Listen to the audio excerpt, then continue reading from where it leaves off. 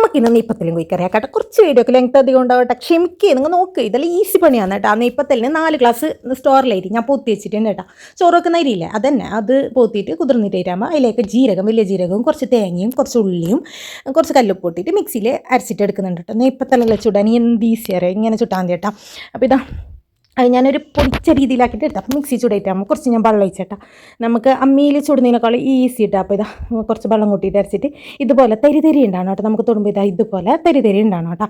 ഇനി ഇതിലേക്ക് നമ്മൾ പത്തലിൻ്റെ പൊടിയില്ലേ, നമ്മൾ സാധാരണ പത്തലിടുന്ന പൊടിയില്ലേ, അതും കൂട്ടിയിട്ട് നല്ല പാങ്ങിൽ മിക്സ് ആക്കിയിട്ട് എടുക്കാം. അപ്പോൾ ഇതാ അത് കുഴച്ചിട്ടാകുമ്പോൾ ഇതാ ഇതുപോലെ കുറച്ചും കൂടി ലൂസ് ഉണ്ട്. അപ്പോൾ ഞാൻ കുറച്ചും കൂടി പൊടി ആക്കിയിട്ട് നല്ല പാങ്ങിൽ ടൈറ്റ് ആക്കിയിട്ട് എടുത്തിട്ടുണ്ട് കേട്ടോ. ഇതാണ് കേട്ടോ നെയ്പ്പത്തലിന് ചുടുന്ന അരിൻ്റെ രീതി ഇത്.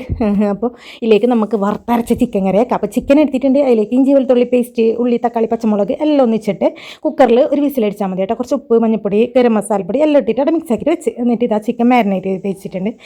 ചിക്കൻ പൊരിക്കാൻ വേണ്ടിയിട്ട് അതിലേക്ക് കുറച്ച് ഉരുളക്കം കൂടി ഇട്ടിട്ട് അത് അവിടെ വെച്ചിട്ട് ചീഞ്ചട്ടി എടുത്ത് അതിലേക്ക് ഓയിൽ വെച്ച് തേങ്ങ വറുക്കാൻ വേണ്ടിയിട്ട് ഇട്ടിട്ടുണ്ട്. അതിലേക്ക് കുറച്ച് ജീരകവും കുറച്ച് ഉള്ളിയും കൂടി ഇട്ടിട്ടുണ്ട് കേട്ടോ. അപ്പം ഓർമ്മ വന്നത് വറുത്തരച്ച മുളക് ഉണ്ടായിന്, അത് ഞാൻ ചിക്കനിലേക്ക് ഇട്ടിട്ട് അതിൽ തുറന്നിട്ട് വെച്ചിട്ടുണ്ട് കേട്ടോ. അതിൽ മിക്സ് ആക്കിയിട്ട് വെച്ചിട്ടുണ്ട്. ഇനിയിപ്പോൾ ഇതാ ഉള്ളി കാഞ്ഞിട്ട് വരുമ്പോൾ കുറച്ച് കറിവേപ്പിലയും കൂടി ഇട്ടുന്നുണ്ട്.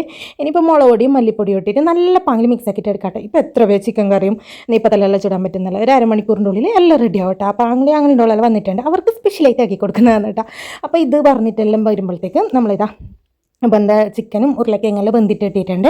അപ്പം ഇത് നമുക്ക് മിക്സിയിലിട്ടിട്ട് പൊടിച്ചിട്ടെടുക്കാം കേട്ടോ. ഫസ്റ്റ് പൊടിച്ചിട്ടെടുക്കുക, അതിന് ശേഷം കുറച്ച് വെള്ളം ഒഴിച്ചിട്ട് നല്ല പാങ്ങിൽ അടിച്ചിട്ടെടുത്തെങ്കിൽ ഇതാ നല്ല പേസ്റ്റ് രൂപത്തിൽ കിട്ടും കേട്ടോ. അപ്പോൾ ഇതാ ഉമ്മ എണ്ണയെല്ലാം തീമ വെച്ചിട്ടുണ്ട്.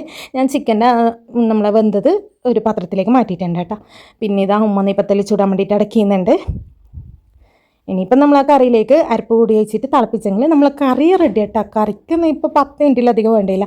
അപ്പോൾ ഇതാ നെയ്പ്പത്തൽ ഇടുമ്പോൾ തന്നെ മാഷാ അല്ലാഹ് നല്ല പൊന്തിയിട്ട് വരുന്നുണ്ട് കേട്ടോ. ഇതാ നെയ്പ്പത്തൽ കണ്ട നല്ല സോഫ്റ്റ് നെയ്പ്പത്തലാണ് കേട്ടോ. വെറും ചോറ് വെക്കുന്ന അരി മാത്രമാണ് കേട്ടോ.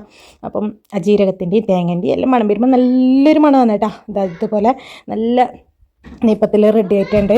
നല്ല ഇങ്ങനെ നല്ല ഇതിൻ്റെ മുകളിലില്ലേ നെയ്പ്പത്തലെന്ന് വെച്ചാൽ നെയ്പ്പത്തലിൻ്റെ മുകളിൽ ഇങ്ങനെ പൊന്തിട്ട് ഇങ്ങനെ കുരുക്കുരുല്ലേ അത് വരണം. അപ്പം നെയ്പ്പത്തൽ നല്ല തിരിയുന്നു.